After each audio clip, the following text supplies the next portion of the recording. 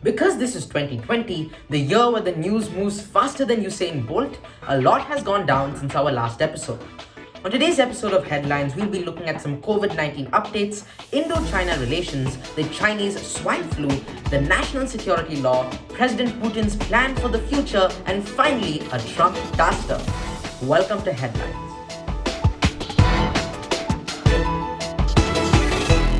First, some COVID-19 updates. The world has crossed 10 million confirmed cases of the virus. The US is still in the lead in terms of numbers with more than 2.5 million cases. Brazil and Russia take second and third place respectively. Meanwhile, Europe has said it will allow travelers from certain countries to enter its zone. Guess which world power isn't on the list? That's right, Trumpistan. Moving on to India. As a response to the ongoing border clashes between India and China that caused the death of 20 Indian soldiers a few weeks ago, the Indian government has banned the use of TikTok, WeChat, and 58 other Chinese apps in India. Intelligence agencies in India have claimed that the applications have been systematically violating their own terms of service and usage, ultimately compromising user privacy and acting as spyware or malware. Minutes after this announcement was made, the Indian government's TikTok account, MyGov, which had 1.1 million followers, was disabled. The ban on TikTok was shocking because it was the first time that many people realized the Indian government had their own TikTok account. Just imagine scrolling through your feed and seeing Prime Minister Modi doing the Timothy Chalamet dance. That's both epic and cringe at the same time. India has also stated last week that it has reinforced troops in the contested Himalayan border region, saying it was matching a similar build-up by China. AFP recently reported that China reinforced its troops present on the Indo-China border shortly before the deadly clash that killed the Indian soldiers took place. According to a Chinese military newspaper, Chinese Olympics-level mountain climbers and professional martial artists were present at Lhasa Airport in Tibet for inspection on the 15th of June, which authorities have called, frankly, a little extra. No explicit connection between the climbers and martial artists have been made to the Indo-China border clash, though. Speaking of China, a new swine flu that has pandemic potential has been discovered in the country. The flu has the ability to infect humans, but scientists and research have not yet been able to show that it can be transferred from human to human. So, scientists say that insofar as now, there's nothing to worry about. At least we got an early heads up this time compared to the coronavirus.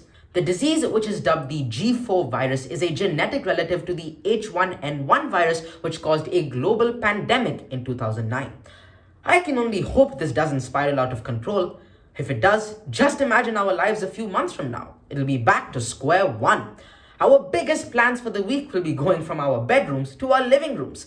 One pandemic at a time, please.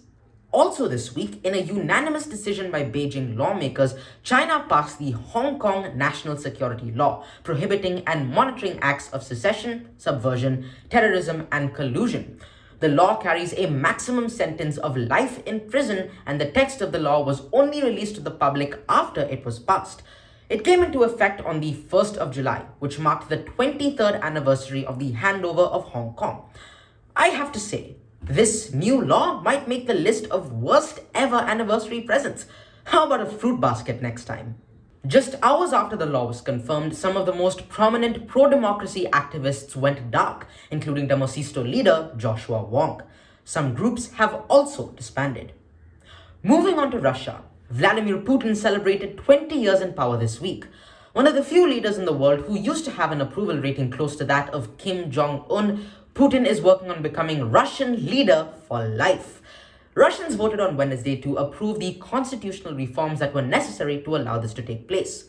Honestly, if Putin is looking to keep a hold of his power, he doesn't have to do it through repeated presidential terms. His savage sunbathing pictures that are all over the internet are more than enough to have the world gushing over him. It's not clear how many Russians will be keen to stand in line to vote given the nation's horrific virus numbers. Moscow, the epicenter of the outbreak, was shut down for 2 whole months before being opened early last month. Kremlin spin doctors have suggested the vote is a celebration of the defeat of the virus, but just to be sure, Moscow's city government organized a raffle for voters with 2 million gift certificates up for grabs. Free nesting doll or not getting COVID? It's a tough choice.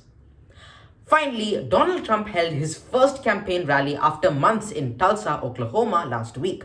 But he was steamrolled by a TikTok campaign that supposedly caused lower than expected turnout rates after teenage K-pop fans reserved heaps of seats for the rally and didn't attend.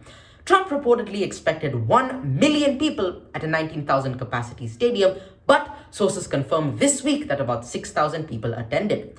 Politicians close to Trump have said that it was his most poorly attended party since his apprentice-themed half-birthday. Mr. Trump talked about the current unrest in the US and COVID-19 pandemic testing methods during his rally.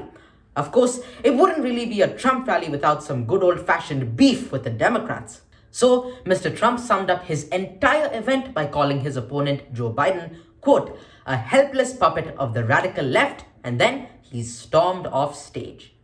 On that note, those are your headlines for this week. I'll see you next time on Headlines.